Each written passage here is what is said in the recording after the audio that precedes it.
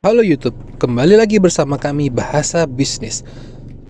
Modal adalah salah satu hal yang sering dibahas oleh calon pengusaha yang ingin terjun berbisnis, dan biasanya menjadi salah satu faktor penghalang yang membuat si calon pengusaha tersebut mengurungkan niatnya untuk berbisnis. Pernah mengalami hal ini? Saya mau bisnis, modalnya dari mana ya? Ya udah, nggak jadi aja deh. Kami pernah. Jadi gimana solusinya? Calon pengusaha pemula biasanya akan mencoba mengikuti pelatihan dan seminar yang membahas topik seputar pemodalan bisnis. Pada pelatihan seperti ini biasanya dijelaskan bahwa modal tidak selalu harus berupa uang. Bisa juga networking dan skill yang kita miliki juga merupakan modal yang berharga ketika kita menjalankan bisnis. Baiklah, berarti kita sudah tahu bahwa bisnis dapat dijalankan tanpa modal. Namun mengapa orang masih saja mempertanyakan hal ini? Mari kita ganti satu kata dalam kalimat bisnis tanpa modal menjadi bisnis tanpa uang. Lalu kita sambungkan dengan pertanyaan, apakah kita dapat menjalankan bisnis tanpa uang?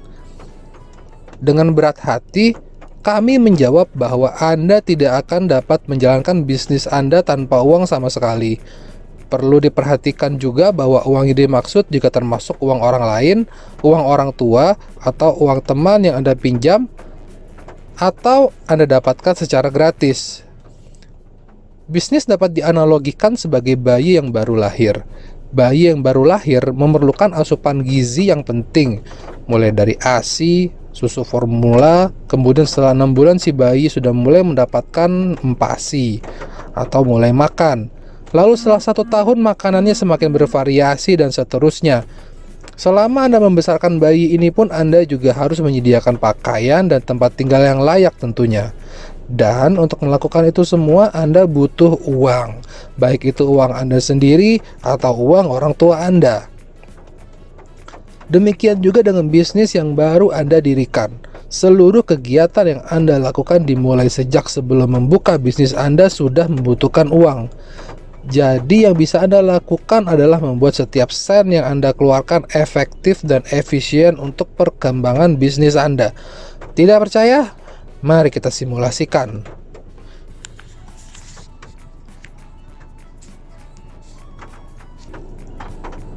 Anda berniat untuk mulai berbisnis online. Anda mendaftarkan produk Anda yang Anda peroleh secara konsinyasi, tidak laku tidak bayar.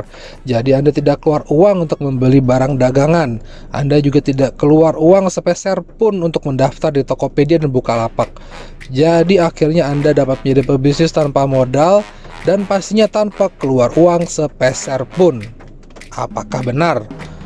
Anda ingin berbisnis online, tentunya Anda akan butuh internet, di mana untuk akses internet Anda diharuskan berlangganan, entah paket data atau berlangganan internet di rumah atau di kantor.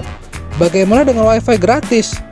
Ada beberapa tempat umum yang memberikan WiFi secara gratis, namun Anda tetap harus mengeluarkan uang untuk bepergian ke tempat WiFi gratis tersebut.